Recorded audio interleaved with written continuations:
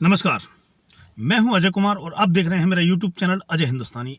एक बार फिर आप सबका स्वागत है।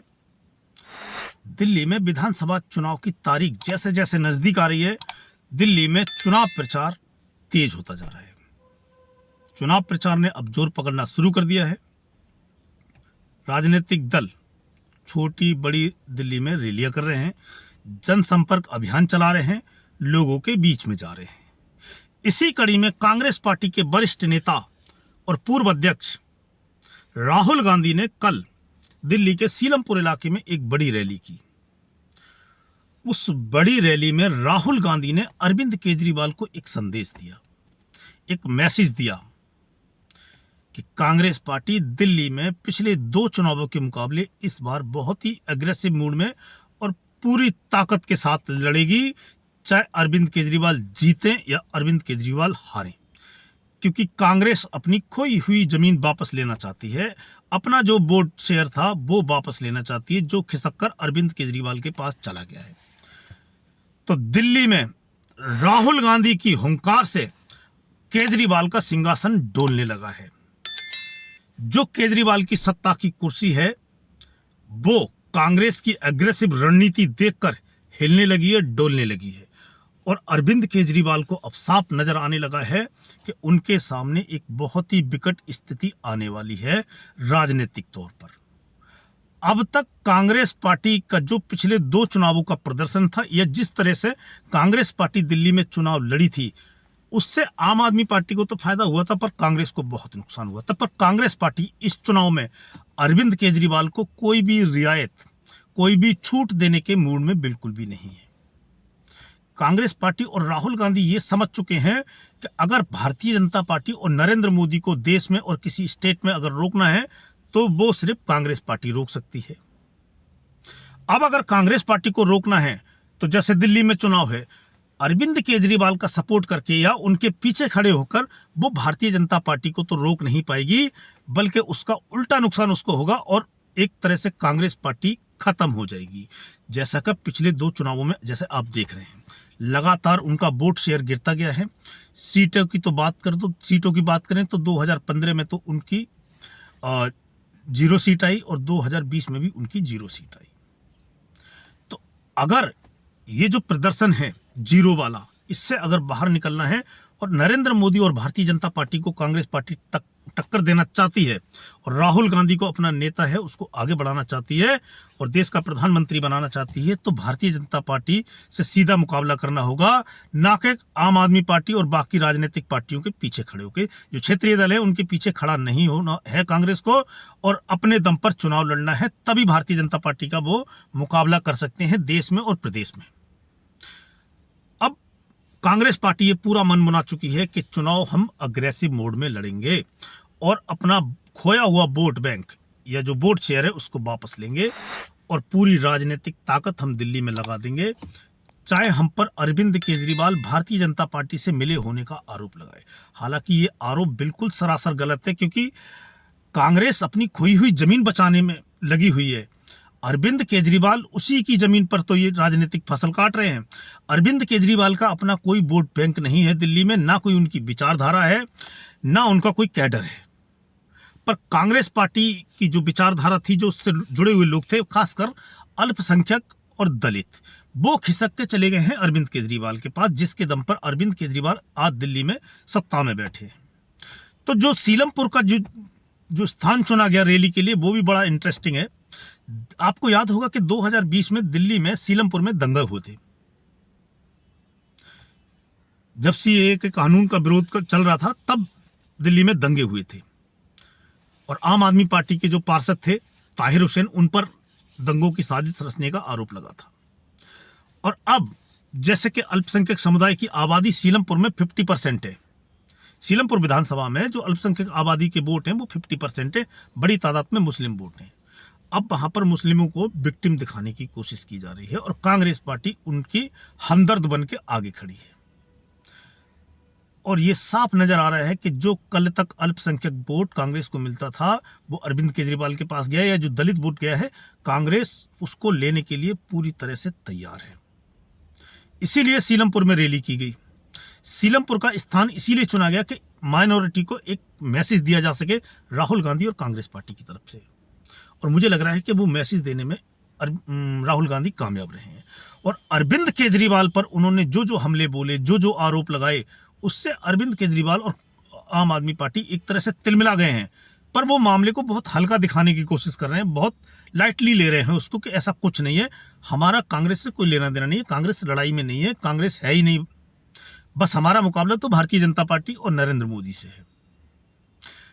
तो राहुल गांधी ने अपने भाषण की शुरुआत की थी भारत जोड़ो यात्रा से। उन्होंने कहा कि मैंने 4000 किलोमीटर की भारत जोड़ो यात्रा की है, कन्याकुमारी से लेकर कश्मीर तक, और वो यात्रा जो मैंने की थी वो की थी संविधान बचाने के लिए। संविधान वो चीज है जो भारत के हर नागरिक को सुरक्षा की गारंटी देता है।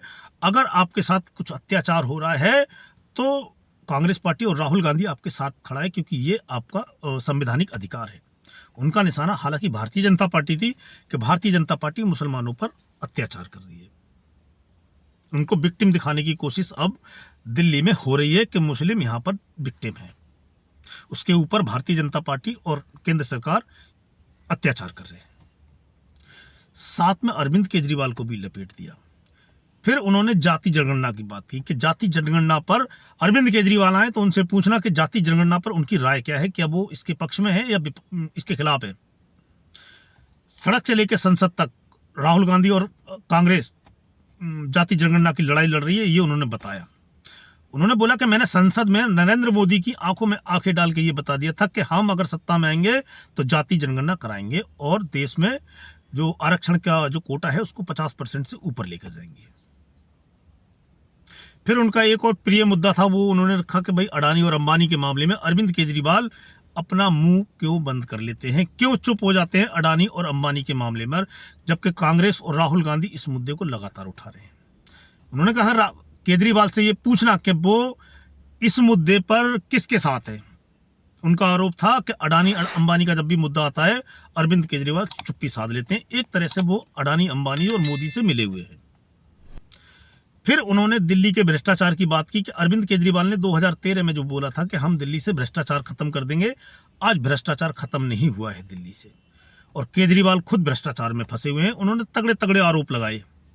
शीला दीक्षित की याद दिलाई कि शीला दीक्षित ने जब दिल्ली की मुख्यमंत्री थी 15 साल, तब उन्होंने दिल्ली में कितना विकास किया था, कितने डेवलपमेंट की योजनाएं चलाई थी, कितना सब काम उन्होंने किए हैं। अरविंद केजरीवाल तो उसके पहुंच भी नहीं सकते आसपास तक।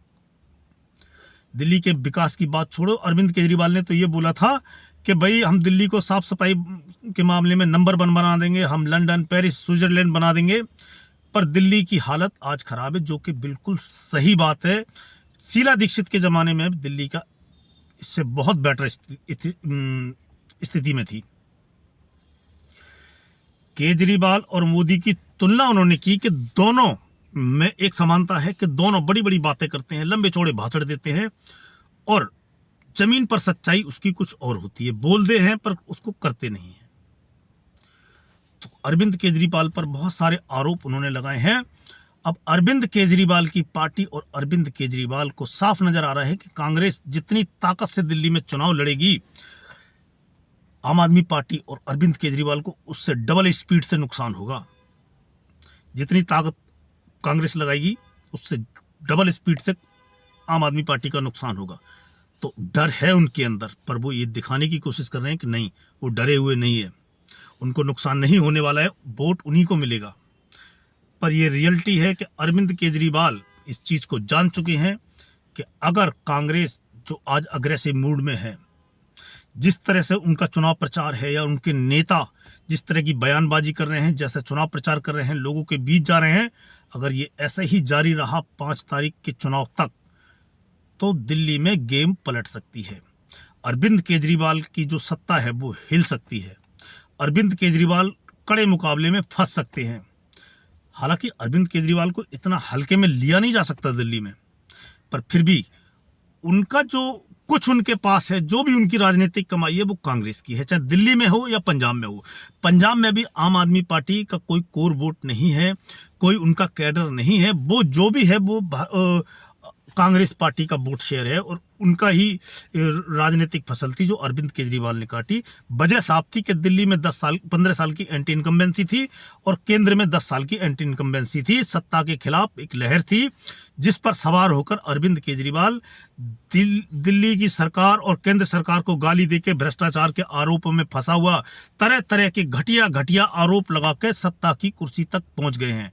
और आज जब अरविंद केजरीवाल पर ऐसे आरोप लगते हैं तो उनको लगता है कि ये लोग मुझे गाली दे रहे हैं। वो एक सिंपैथी क्रिएट करने की कोशिश करते हैं कि ये लोग मुझे गालियां देते हैं, ये लोग मुझे बुरा बोलते हैं, पर मैं ऐसा नहीं हूं।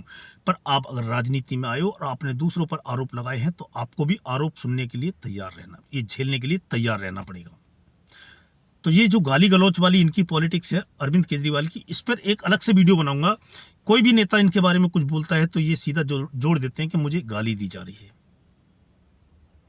देखते हैं कि जो अरविंद केजरीवाल के खिलाफ कांग्रेस पार्टी दिल्ली में खड़े होने की कोशिश कर रही है, अपने कैडर में जान फूंकने की कोशिश कर रही है कि चुनाव में हम अरविंद केजरीवाल को टक्कर देंगे, कितनी कामयाबी मिलती है, ये बात की बात है।